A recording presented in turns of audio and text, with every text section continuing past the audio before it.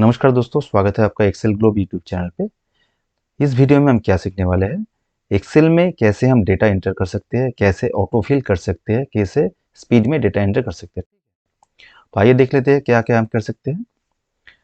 तो यहाँ पे हम एक्सेल शीट में आ चुके हैं, ठीक है। यहाँ पे तो यहाँ पे हम देखते हैं कैसे नंबर एंटर कर सकते हैं पहले। तो यहाँ हम किसी भी सेल में चलते हैं।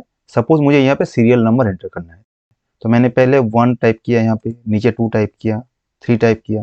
तो ऐसे अगर हम टाइप करते जाएंगे तो हमें बहुत ज़्यादा टाइम वेस्ट होगा हम लोगों का। अगर हमें बहुत सारा नंबर यहाँ पे पुट करना है, मतलब हमें 1000 नंबर ऐसे पुट करना है, तो हम कैसे करेंगे।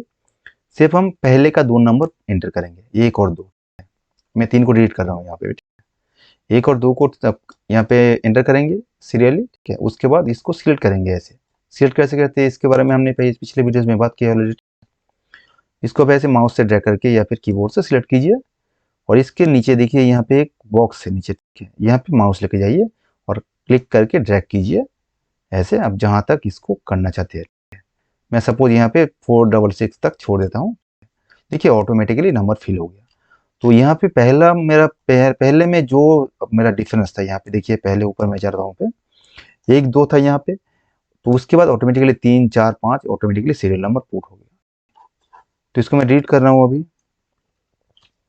डिलीट करने के लिए आप क्या करेंगे, ऐसे सिलेक्ट करेंगे पूरा और डिलीट की प्रेस करेंगे तो डिलीट हो जाएगा। अगर आपको ऐसे चाहिए कि 1 3 5 ऐसे चाहिए, तो आप उसी सीक्वेंस में पहले नंबर एंटर कीजिए, जैसे कि 1 3। तो जो डिफरेंस है 1 और 3 के बीच, वो ऑटोमेटिकली फिल होते जाएगा, ठीक है। देखिए 1 3 5 7 ऐसे करके पूरा फिल हो जाएगा, ठीक है। आ गया ना पूरा 1 3 5 7 9 ऐसे ऐसे करके फिल हो गया। यहाँ पे अगर हम 1 के बाद 4 प्रेस करें देंगे एंटर करके, तो ऑटोमेटिकली उसी हिसाब से डेटा एंटर हो जाएगा। अगर आपको किसी टेक्स्ट को, मतलब टेक्स्ट को यहाँ पे एंटर करना है, तो यहाँ पे आप मानिए एक टेक्स्ट को आपको नीचे तक पेस्ट करना है, जैसे कि ABCD में फॉर एग्जाम्पल टाइप कर देता हूँ।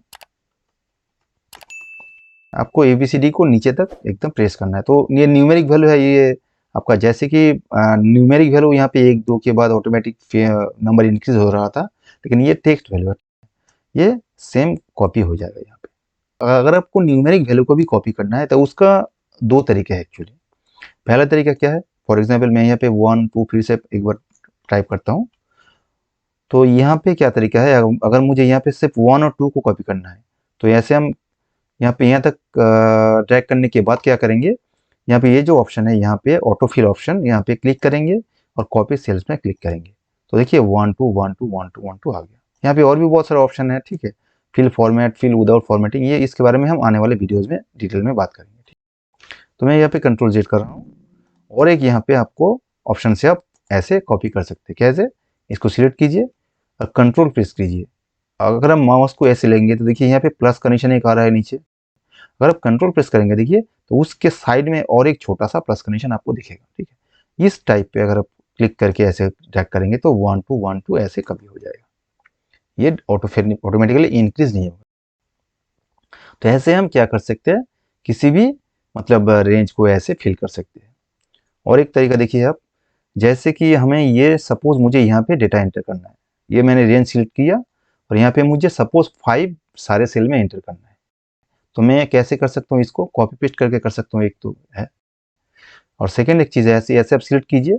सिलेक्ट करने के बाद आप 5 यहाँ पे टाइप कीजिए और शिफ्ट कंट्रोल दबा के एंटर प्रेस कीजिए।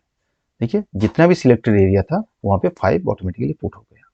सिमिलरली आप किसी भी अगर नंबर को यहाँ पे आप, मतलब किसी भी टेक्स्ट को आप पुट करना चाहते हैं, तो ऐसे सिलेक्ट कीजिए पूरा रेंज को।